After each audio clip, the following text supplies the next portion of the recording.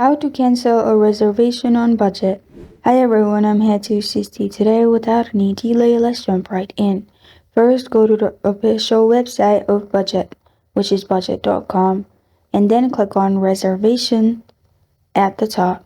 After you've clicked on Reservations at the top, here click on View, Modify, Cancel, which is the second option.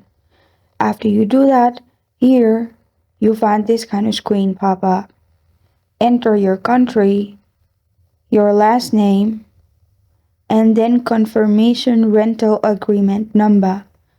After you do that, click on Find Reservation. In Find Reservation, you can choose Cancel at the top.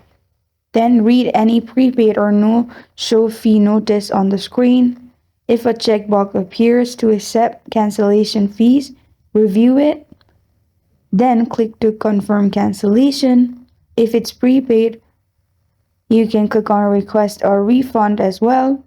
And after you do this, you're good to go. This is how to cancel a reservation on budget. Thank you for joining me today. If this video helps you out, please leave a like and subscribe for more. Got a question or want to suggest a topic, comment below. Thank you for watching.